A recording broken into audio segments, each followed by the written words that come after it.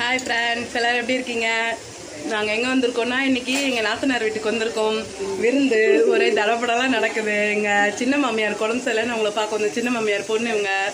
அதனால் ஒரே மீன் வறுவல், அப்புறம் கறி குழம்பு, கறி குழம்பு, மீன் குழம்பு, எங்க தயிர் வேறு, அப்புறம் இதில் பருப்பு வேகுதான், சோறு வேறு வேகுது, முட்டை மீன் வறுக்க போகிறாங்க. மீன் குழம்பு எங்க? மீன் குழம்பு பாருங்கள், செம்மையாக இருக்குது. சூப்பராக வச்சுருக்காங்க. எண்ணெயோட அழகாக எடுக்கிறவங்க வச்சுருக்காங்க பாருங்கள். எல்லாத்தையும் உள்ள தூக்கி வச்சுருக்காங்க. அப்புறம் ரசம், மிளகு சீரகம் போட்டு எல்லாம் ரசம்.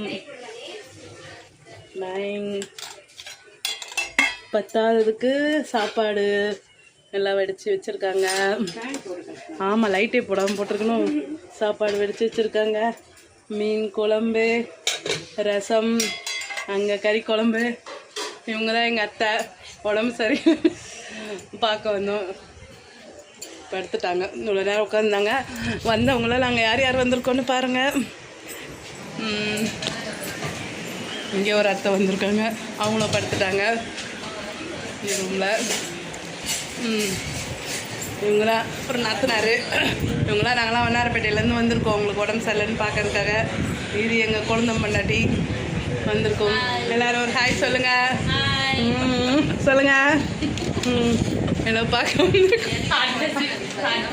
அவங்கள பார்க்குறதுக்கு.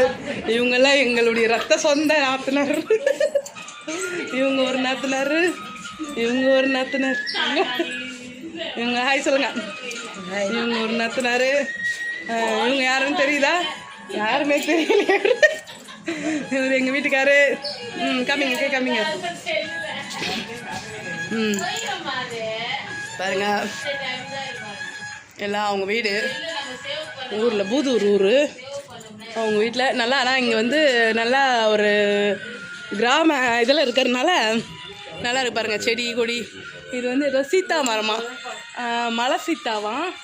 நல்லா இருக்குது பாருங்க. ஆனால் ஏதோ ஒரு காய் மாதிரி காய்ச்சிருக்கு, ஆனால் செம்மையாக இருக்குது.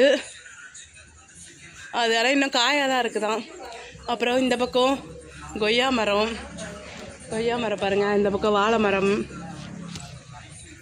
மரம் தோட்டம் எல்லாம் எப்படி இருக்குது பார்த்தீங்களா? அந்த பக்கம் செம்பருத்தி ஒரு செடி இருக்குது பாருங்கள். அழகாக எவ்வளோ பூ பூத்துருக்கு பாருங்கள். நம்ம ஏரியாலெலாம் செடி வைக்கிறதுக்கே எடுத்துக்கணும். இதில் செம்மையாக பூ பூத்துருக்கோம்.